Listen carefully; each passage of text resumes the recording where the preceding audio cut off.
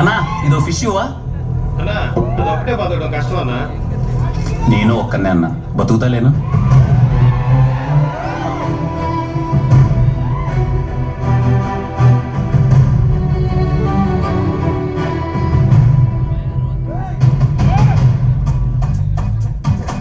హైదరాబాద్ లో అంత పెద్ద ఇండస్ట్రీ ఉంచుకుని ఇక్కడికి ఎందుకు వచ్చావు? నా కథలన్నీ గుండెలు పిండేసే కథలు సార్. అవి తెలుగులో తట్టుకోరు. ఏం చదువుకున్నావు బాబు? జీవితాన్ని అంటే చదువు అవ్వలేదు అని చెప్తున్నాడు ఆంటీ. ఈవిడేంటన్నా తెల్లారే మొదలు పెట్టేసింది.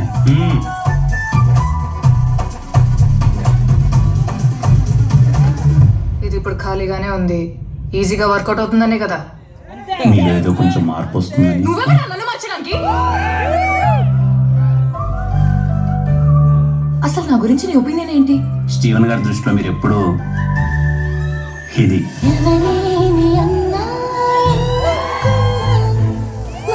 జీవితంలో ఎలాంటి అవసరం వచ్చినా దీన్ని ఎప్పుడు వదులుకోలేదు. ఇది మీకు ఇస్తున్నానంటే ఆలోచించండి, మీరు నాకు ఎంత ఇంపార్టెంట్. ఆ క్షణం అనిపించిందండి మనమే చిరంజీవి కదా అని.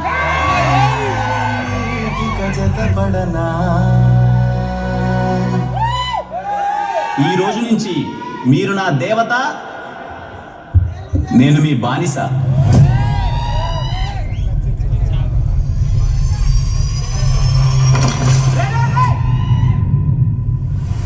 నా మనసులో స్టీవెన్ తప్ప ఇంకెవరూ లేరు. నాకెందుకు అబద్ధం చెప్పారు?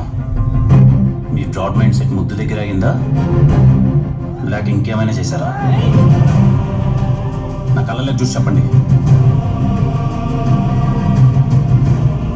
నేను వాడితో పెళ్లి మాత్రమే కాదు, నా లైఫ్ మొత్తాన్ని ఊహించేసుకున్నాను. ప్రతి ప్రేమ కథ ఒకేలా ఉంటే చరిత్ర కూడా నచ్చదండి.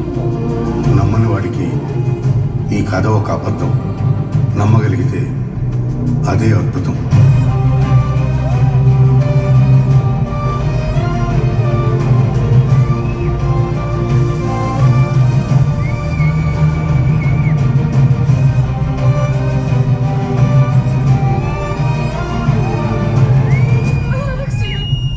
అది ఊహించుకుంటుంటే తల పట్టేసినట్టుంది స్టీవెన్. కనపడకుండా నా గుర్తునెవరో బలంగా రొక్కుతున్నట్టుంది. అదెవరో కాదండి, నేనే.